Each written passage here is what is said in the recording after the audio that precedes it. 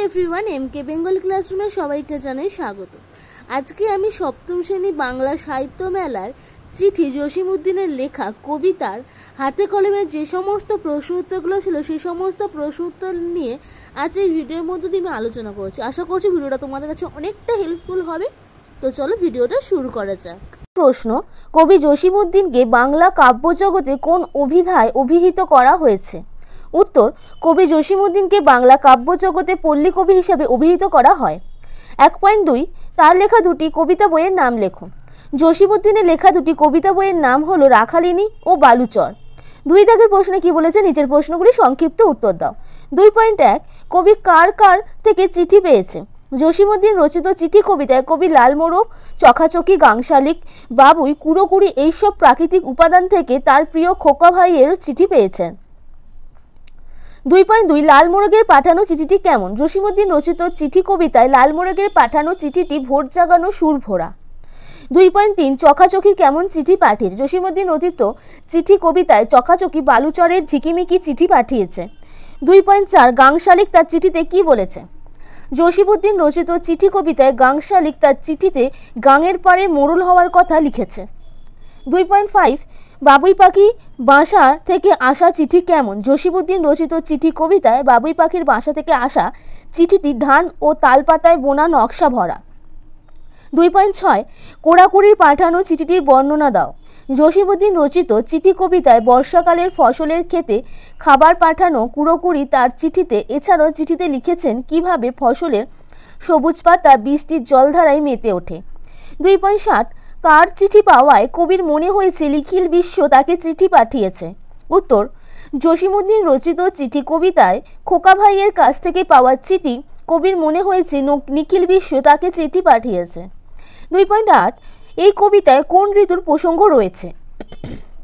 উত্তর, জসিমউদ্দিন রচিত চিঠি কবিতায় বর্ষা ঋতুর প্রসঙ্গ রয়েছে। 2.9 কবিতায় অন্য ঋতুর পটভূমির শর্তেও খোকা ভাইয়ের চিঠি লেখনখানি শীতের ভোরে রোদের মতো মিঠে মনে হওয়ায় তাৎপর্য বুঝিয়ে দাও। জসিমউদ্দিন রচিত চিঠি কবিতায় পটভূমি আসলে বর্ষা, নদী, ঢেউ থেকে শুরু করে সবুজ ফসলের ক্ষেত সর্বত্র বর্ষার অবরোহ। এরই মাঝে পাওয়া খোকা ভাইয়ের চিঠি কবির কাছে মনে হয় শীতের ভোরে রোদের মতো মিঠে। শীতের ঠান্ডায় ভোরের রোদ আমাদের আরাম দেয়, তাই সেই মিষ্টি লাগে। আলোচ্য কবিতায় প্রাকৃতিক বিভিন্ন অনুষঙ্গ থেকে পাওয়া চিঠিতে কবির ইতিমধ্যেই বিভোর।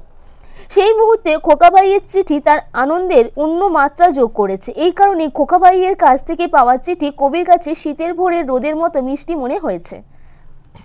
2.10 খুশির নূপুর ঝুমুর ঝুমুর বাজছে তোমার নিরালাতে পংক্তিটির অর্থ দাও। জসিমউদ্দিন রচিত চিঠি কবিতায় সমগ্র প্রকৃতির কাছ থেকে চিঠি পেয়েছেন।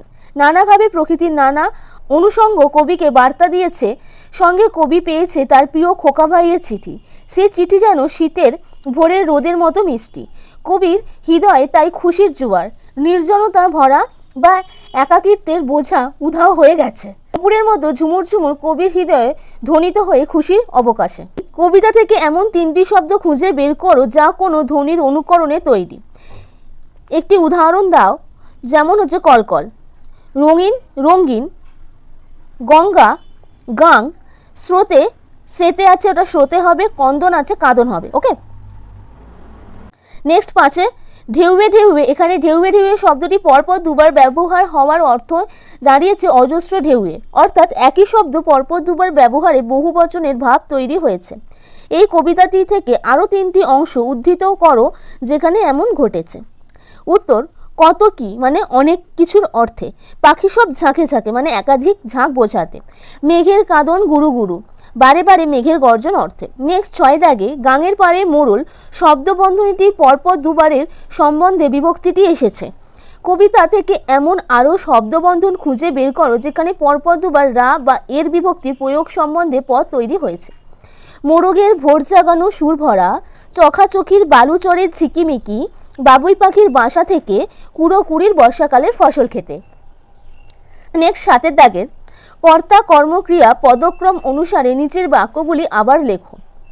7.1 লিখে গেছে গাংশালিকে গাঙের পাড়ের মোড়ল হতে। উত্তর, গাংশালিকে গাঙের পাড়ের মোড়ল হতে লিখে গেছে। 7.2 ইহার সাথে পেলুম আমি খোকা ভাইয়ের একটি চিঠি। উত্তর, আমি ইহার সাথে খোকা ভাইয়ের একটি চিঠি পেলুম। 7.3 সবুজ পাতার আসরগুলি নাচছে জলধারায় মেতে। সবুজ পাতার আসরগুলি জলধারায় মেতে নাচছে। 7.4 উদার বাতাস আঁচড়ে বলে কে যেন বা চাইছে কাকে। উত্তর, উদাস বাতাস আঁচড়ে কে যেন চাইছে কাকে বলে। 7.5 শীতের ভোরে রোদের মতো লেখনখানি লাগছে চিঠি। লেখনখানি শীতের ভোরে রোদের মতো মিষ্টি লাগছে। 8 দাগে নিজের বাক্যগুলিকে ভেঙে দুটি বাক্যে পরিণত করো। 8.1 চিঠি পেলুম লাল মোরগের ভোর জাগানো সুর ভরা। উত্তরে হবে লাল মোরগের চিঠি পেলুম, চিঠিটি ভোর জাগানো সুর ভরা। 8.2 সবুজ পাতার আসরগুলি নাচছে জলধারায় মেতে। উত্তর, সবুজ পাতার আসরগুলি জলধারায় মেতেছে, তারা নাচছে। 8.3 শীতের ভোরে রোদের মতো লেখনখানি লাগছে মিঠে। লেখনখানি শীতের ভোরে রোদের মতো, তাই সেটি মিঠে লাগছে। 8.4 আকাশ জুড়ে মেঘের কাঁদন গুরু গুরু দেয়া ডাক। আকাশ জুড়ে গুরু গুরু দেওয়া ডাক শোনা যায়, সেই ডাক যেন মেঘের কাঁদন। 8.5 লিখে গেছে গাংশালিকে গাঙের পাড়ের মোড়ল হতে। গাংশালিককে লিখে গেছে, সে লিখেছে গাঙের পাড়ে মোড়ল হবার কথা। 9 দাগে নিচের প্রশ্নগুলি উত্তর নিজের ভাষায় লেখো। 9.1 কবি কোন কোন প্রতিনিধির কাছ থেকে কেমন সমস্ত চিঠি পেয়েছেন বিশদে লেখো। পল্লী কবি জসিমউদ্দিন রচিত চিঠি কবিতায় কবি প্রাকৃতির বিভিন্ন অনুষঙ্গ থেকে নানান ধরনের চিঠি পেয়েছেন। ভোরবেলায় লাল মোরগের কাছ থেকে ভোর জাগানো সুর ভরা চিঠি পেয়েছেন। নদীর বালুচরে চখাচখির কাছ থেকে চিঠি পেয়েছেন, যে নদীতে বর্ষার ঢেউয়ে ঢেউয়ে কত কি লিখে গেছে। গাংশালিকের কাছ থেকে পাওয়া চিঠিতে লেখা আছে গাঙের পাড়ে মোড়ল হওয়ার কথা। এছাড়াও কবি চিঠি পেয়েছেন নকশা করা বাবুই পাখির বাসা থেকে।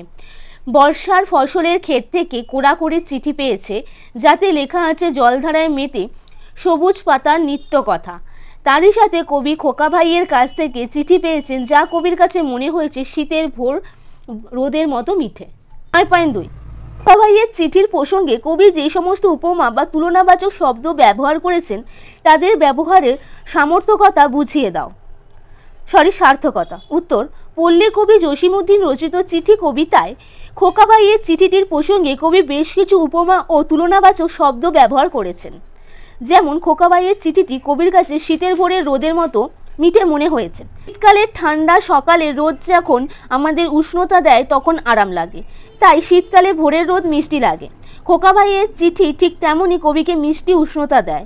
আবার নিরালা দুপুরে খোকা ভাইয়ের চিঠি যেন খুশির নূপুর হয়ে ঝুমুর ঝুমুর বাজে, আর কবির মন খুশিতে ভরে ওঠে। তো ভিডিওটা আজকে আমি এখানেই শেষ করলাম। তোমার সাথে দেখা হবে আরেকটা নেক্সট ভিডিও। ততদিন তোমরা সুস্থ থেকে ভালো থেকে, আর এই ধরনের ভিডিও অবশ্যই তোমাদের বন্ধুদের সাথে শেয়ার করো, যাতে তারা তোমার মতো অনেকটাই হেল্পফুল হয়। তো চলো, টাটা।